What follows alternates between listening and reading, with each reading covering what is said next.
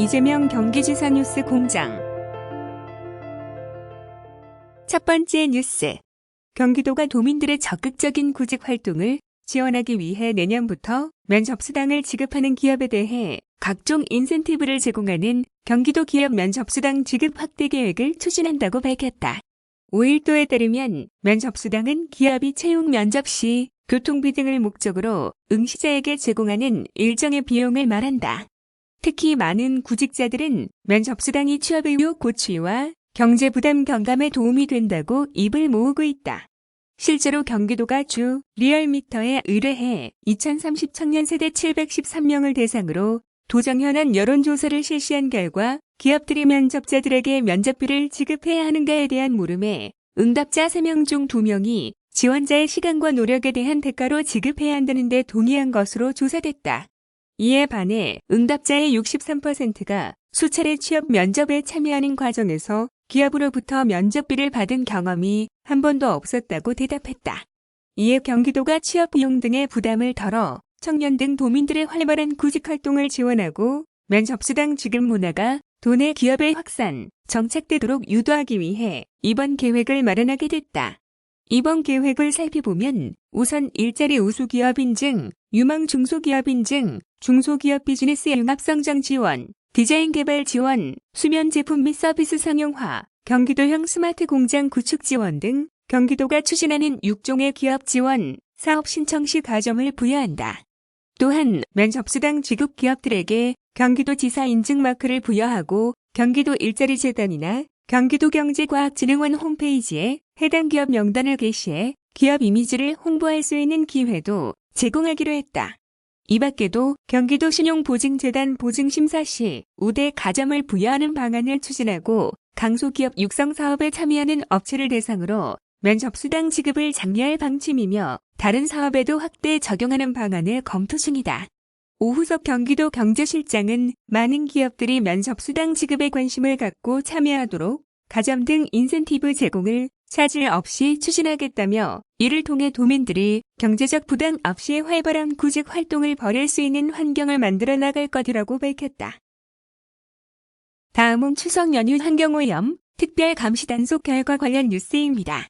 추석 연휴 기간 전 후로 실시된 환경오염 특별감시단속에서 위반업소 59개소가 무더기로 적발됐다. 경기도 광역환경관리사업소는 추석 연휴를 맞아 지난달 2일부터 11일까지 도내 519개 사업장에 대한 환경오염 특별감시단속을 실시한 결과 위반업소 59개소를 적발했다고 6일 밝혔다. 주요 위반 내용은 폐수 배출 허용 기준 초과 4건, 방지시설 비정상 가동 4건, 환경시설 무허가 8건, 폐기물 부적 정보관 처리 8건, 방지시설 운영일지, 미작성, 시설 고장, 훼손 방치 등 기타 35건 등이다. 광역환경관리사업소는 중대한 위법을 저지른 업체 18개소를 사법기관에 고발 조치하는 한편 나머지 업체들에 대한 행정조치가 이루어지도록 했다. 주요 위반 사례를 보면 안산시 반월산단 소재 A 플라스틱 파이프 제조업체는 사전 신고도 없이 파이프 냉각 시설을 설치, 운영하다가 미신고 폐수 배출 시설 운영으로 사용 중지 명령과 함께 검찰 고발 조치를 받게 됐다. 이와 함께 평택에 있는 비자동차 부품 제조업체는 도장시설을 가동하면서 먼지 및 배출가스를 제거하는 활성탄 흡착시설 내부에 활성탄이 비어있는 상태로 운영하다가 방지시설 미가동 혐의로 자체 특별사법경찰관의 수사를 받고 있다. 이 밖에 시와 공단 내 시주방용세제 제조업체는 폐수방지시설 설치 면제를 받은 업체로 폐수를 전량 위탁 처리하여야 함에도 사업장에서 발생되는 폐수를 아무런 처리 없이 그대로 배출하다가 조업 정지 10일의 행정처분을 받았으며 포천시 D업체는 석탄재 보관 시 지붕과 벽면을 갖춘 창고에 적정 보관해야 함에도 아무런 시설 없이 부적정하게 보관하다 적발돼 조치 명령 및 과태료 처분을 받았다. 이번 추석 연휴 특별 점검은 추석 연휴 전, 연휴 기간 중, 연휴 이후 등 총 3단계에 걸쳐 진행됐다.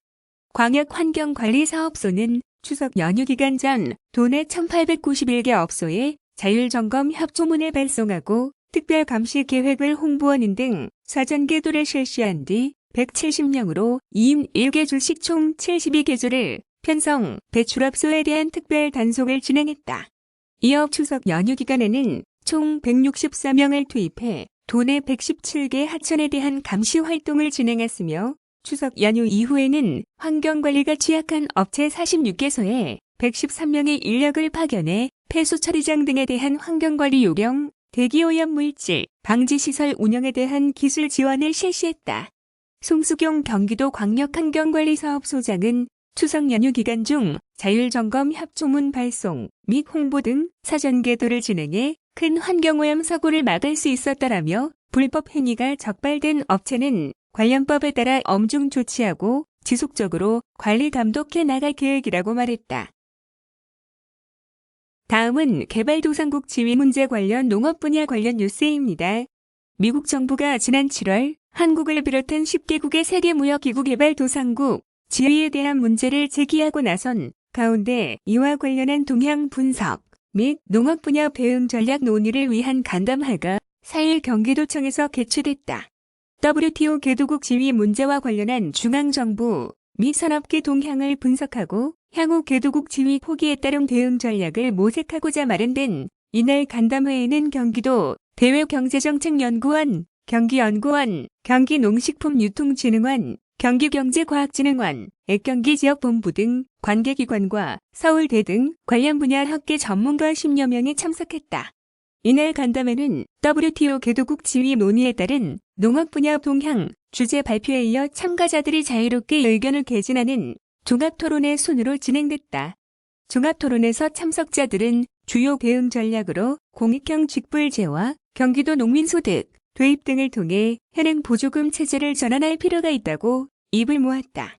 이와 함께 생산화 시설 고도화, 농업 R&D 확대, 내수 기반 강화 등을 통한 농업 경쟁력 강화, 품목별 수출 통합 조직, 육성, 해외 마케팅 고도화, 수출 전문 단지, 시설 개선 등을 통한 수출 관련 지원 확대 등도 대책으로 제시했다.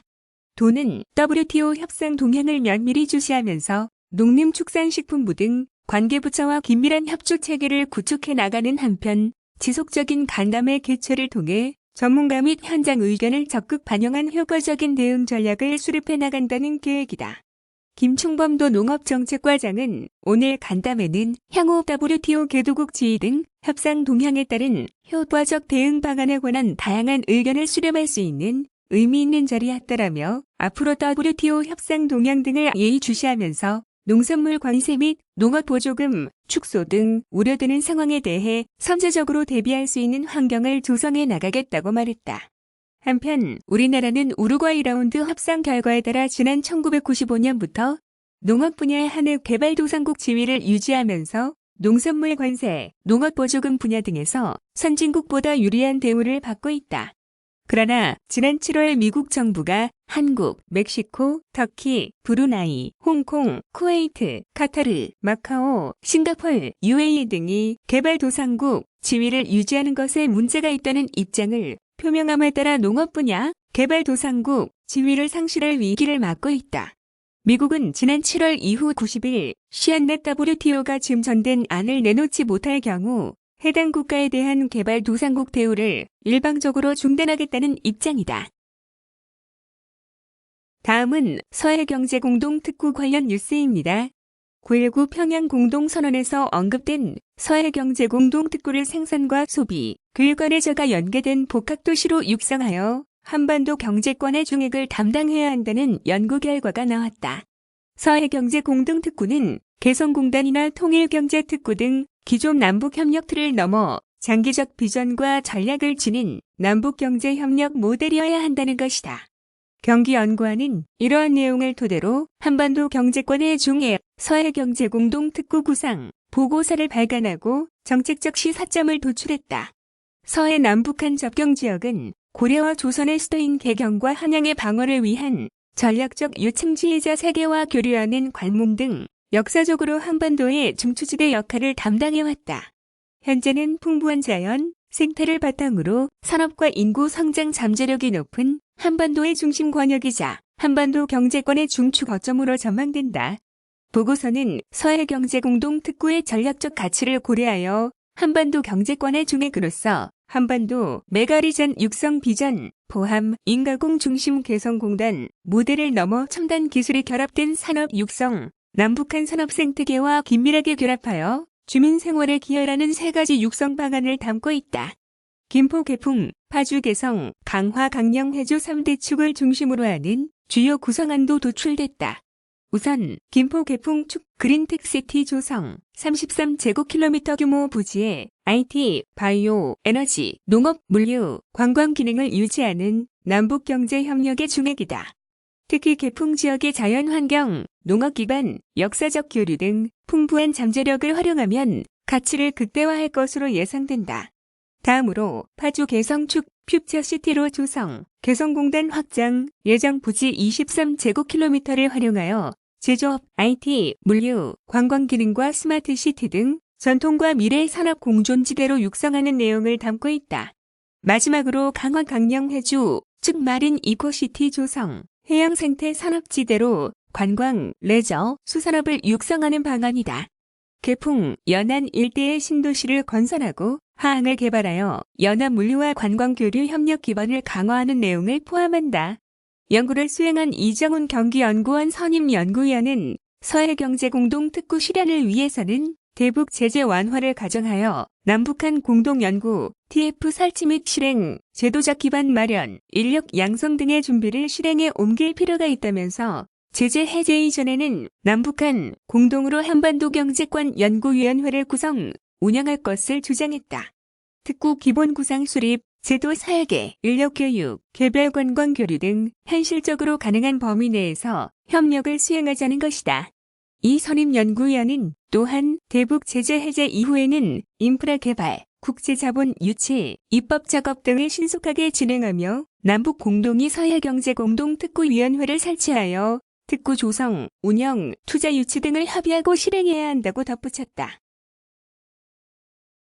다음은 평화대담 청년 토크쇼 비정상회담 관련 뉴스입니다.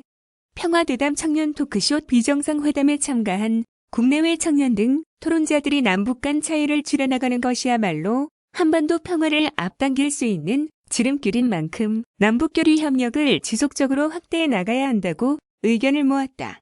이와 함께 토론자들은 한반도 평화가 대한민국의 비약적인 성장과 발전을 이끌 원동력이 될 것이라고 입을 모아 주장했다. 지난 5일 경기 창조경제혁신센터에서 청년 200여 명이 참석한 가운데 진행된 평화대담 토크쇼 비정상회담은 구영슬 경기TV 아나운서를 좌장으로 이화영 경기도 평화부지사와 김용 경기도 대변인, 알베르토 몬디, 럭키 등 외국인 청년 2명, 박윤성 탈북청년, 전용기 더불어민주당, 전국대학생위원장, 박유희 정의당 부대표 등 총 9명의 토론자가 자유롭게 의견을 개진하는 자유토론의 형식으로 진행됐다. 이날 토론자들은 남북정상회담과 북미정상회담, 한반도 평화 실현의 방해 요인, 평화는 경제, 밥이다 등 다소 심각한 주제를 놓고 진지하고 솔직한 대화를 나눴다. 김용도 대변인은 인공위성에서 한반도의 경을 찍은 사진을 보고 가슴이 아팠던 기억을 소개한 뒤 평화가 정착되고 평화경제가 실현돼 새벽에 동이 트듯 북한도 밝아진다면 그에 따른 경제 효과도 엄청난 것이라고 본다라며 특히 세계에서 마지막 남은 평화를 상징하는 공간이자 무한한 가능성을 가진 DMZ를 세계적인 관광 명소로 개발한다면 엄청난 경제 효과를 볼 수 있을 것이라고 밝혔다. 김 대변인은 이어 경기도는 평화는 멀지만 꼭 가야 할 길이라는 기치 아래 남북 평화 분위기 조성을 위한 다양한 노력을 기울이고 있다라며 남북 평화를 위한 경기도의 노력에 청년들이 적극 참여의 힘을 보태줬으면 하는 바람이라고 강조했다. 전용기 더불어민주당 전국대학생위원장은 국내에서 태어나는 모든 신생아에게 2천만 원씩 주면 6조 원의 예산이 들고 국내 대학생 전원에게 등록금 1,000만 원을 지원할 경우 20조 원 정도가 소요된다고 하는데 우리나라의 한 해 국방비는 무려 50조 원에 달한다라며 통일 이후 국방비를 22.5%까지 줄인 독일에 의해서 볼 수 있듯 통일이 되면 엄청난 국방비 절감 효과를 볼 수 있을 것이라는 견해를 밝혔다. 박유희 정의당 부대표는 분단으로 엄청난 비용을 치르고 있는 것이 사실이지만 통일 문제를 너무 비용 측면으로 접근하지 말았으면 한다라며 설사 분담 비용보다 더 많은 비용을 치르더라도 통일은 반드시 이뤄내야 할 과제라고 강조했다. 럭키는 최근 남북 평화 분위기 조성에 대해 여전히 많은 외국인들이 한반도 하면 전쟁 위험이 도사리는 안전하지 않은 곳인 것처럼 인식하고 있는 것이 사실이라며 최근의 남북, 북미 정상회담은 외국인들의 관심을 불러일으키고 부정적인 인식을 개선했다는 점에서도 큰 의미가 있었다고 생각한다고 말했다. 알베르토 몬디는 남한 입장에서의 통일과 북한 입장에서의 통일이 매우 다를 수 있는 만큼 남녀가 연애를 하면서 가까워지듯 조금씩 차이를 줄여나가는 것이 중요하다고 본다라며 다른 민족으로 구성된 국가들이 유럽연합을 구성한 것처럼 조금씩 단계적으로 통일을 이뤄내는 방안이 효과적일 것 같다는 견해를 밝혔다. 박윤성 탈북 청년도 북한 주민들도 더 잘 살게 되기를 간절하게 희망하고 있다라며 주로 경제적 효과 이야기를 많이 했는데 남북교류 확대는 북한 주민의 입장에서도 더 잘 살 수 있는 기회를 확대하는 계기가 될 것이라고 말했다. 이화영도 평화부 지사는 지향하는 통일의 방식에 대해 가뜩이나 살기 어려운데 통일에 따른 비용까지 감수해야 하는 것 아니냐는 생각 때문에 통일 비용 이야기가 많이 나오는 것 같은데 한반도의 통일 방식은 독일과는 많이 다를 것이라며 두 체제가 공존하는 가운데 조금씩 협력을 확대하는 쪽으로 진행될 예정으로 부담해야 하는 비용이 가시적으로 발생하는 개념은 아니다라고 설명했다.